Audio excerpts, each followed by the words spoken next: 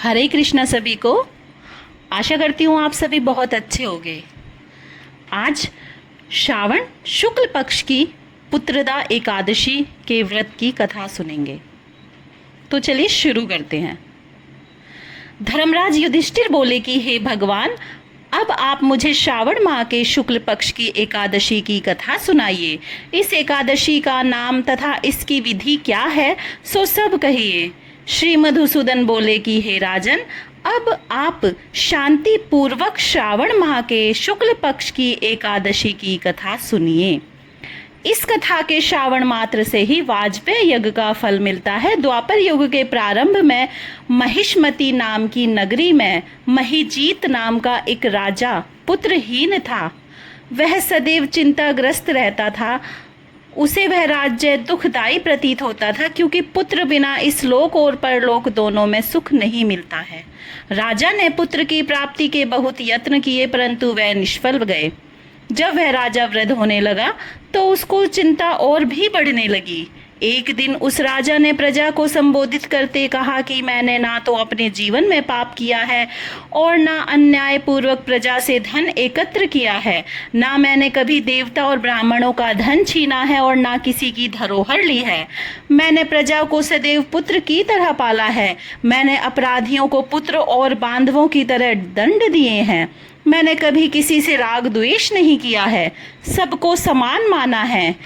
इस प्रकार धर्मयुक्त राज्य करने पर भी मैं इस समय महादुख पा रहा हूँ। सो इसका क्या कारण है, मेरी कुछ भी समझ में नहीं आ रहा है। राजा महिजीत की इस बात को विचारने के लिए मंत्रीगण आदि वन को गए। वहां वन में जाकर उन्होंने बड़े बड़े मुनियों के दर्शन किए। उस स्थान पर वे वयोवृद्ध और धर्म के ज्ञाता महर्षि को यथा योग्य प्रणाम किया और उनके सम्मुख बैठ गए और उनसे विनय करने लगे कि हे देव, हमारे अहोभाग्य है कि हमें आपके दर्शन हुए। इस पर लोमश ऋषि बोले कि हे ब्राह्मणों, आप लोगों की विनय तथा आपके सद्व्यवहार से मैं अत्यंत प्रसन्न हूँ। अब आप मुझे अपने आने का कारण बतलाइए। मैं आपके कार्य को अपनी शक्ति के अनुसार अवश्य ही पूरा करूँगा, क्योंकि हमारा शरीर ही परोपकार के लिए बना है, इसमें किंचित मात्र भी संदेह नहीं है। लोमश ऋषि के ऐसे वचन सुनकर सब मंत्रीगण बोले कि हे महर्षि, आप हमारी समस्त बातों को जानने में ब्रह्मा से भी अधिक हैं। महिष्मति नाम की पुरी में एक महिजीत नाम का धर्मात्मा राजा है। वह प्रजा का पुत्र की तरह धर्म अनुसार पालन करता है, परंतु फिर भी पुत्रहीन है। इससे वह अत्यंत दुखी रहता है। हम लोग उस राजा की प्रजा हैं। प्रजा का यह कर्तव्य है कि राजा के सुख में सुख माने और उनके दुख में दुख माने। हमको उसके पुत्रहीन होने का अभी तक कारण प्रतीत नहीं हुआ है। अब जब से हमने आपके दर्शन करे हैं, हमको पूर्ण रूप से विश्वास है कि हमारा कष्ट अब अवश्य ही दूर हो जाएगा। अतः अब आप हमको राजा को पुत्र प्राप्त होने का उपाय बताइए। इस पर लोमश ऋषि ने एक क्षण के लिए नेत्र बंद किए और राजा के पूर्व जन्मों का विचार करने लगे। वे विचार करके बोले कि हे ब्राह्मणों, यही राजा पिछले जन्म में अत्यंत निर्धन था और बुरे कर्म किया करता था। यह एक गांव से दूसरे गांव में घूमा करता था। एक दिन ज्येष्ठ मास के शुक्ल पक्ष की द्वादशी के दिन यह 2 दिन से भूखा था। दोपहर के समय यह एक जलाशय पर पानी पीने गया। वहां उसी समय की ब्याही हुई प्यासी गौ जल पी रही थी। राजा ने उसको प्यासी ही हटा दिया और स्वयं जल पीने लगा। हे ब्राह्मणों, इसलिए राजा को यह दुख भोगने पड़ रहे हैं। एकादशी के दिन भूखा रहने से उसको राजा होना पड़ा और प्यासी गाय को हटाने से पुत्र के वियोग का दुख भोगना पड़ा। इस पर सब बोले कि हे महर्षि, शास्त्रों में ऐसा लिखा है कि पुण्य से पाप नष्ट हो जाते हैं। इसलिए कृपा करके आप राजा के पूर्व जन्म के पाप नष्ट होने का उपाय बतलाएं, क्योंकि इस पाप के क्षय होने से पुत्र रत्न की प्राप्ति होगी।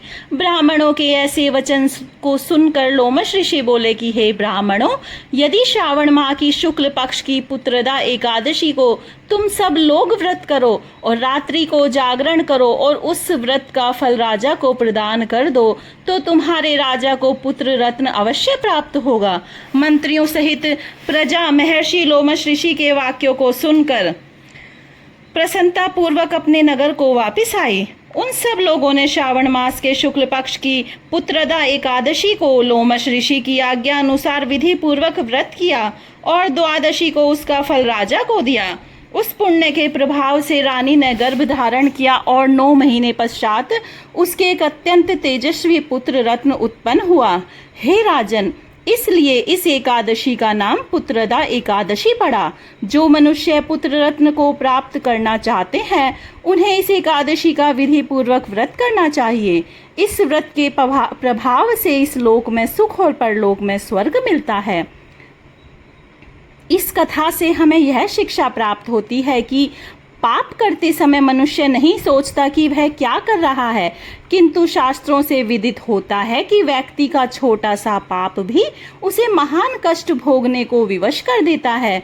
अतः मनुष्य को पाप से डरना चाहिए, क्योंकि पाप नामक यह राक्षस जन्म जन्मांतर तक आपका पीछा नहीं छोड़ता। व्यक्ति को चाहिए कि सत्य व्रत का पालन करते हुए ईश्वर के प्रति पूरी निष्ठा रखें और यह बात सदैव याद रखें कि किसी के दिल को दुखाने से बड़ा दुनिया में कोई बड़ा पाप ही नहीं है। इति श्री कथा अध्याय समाप्तम। राधे राधे।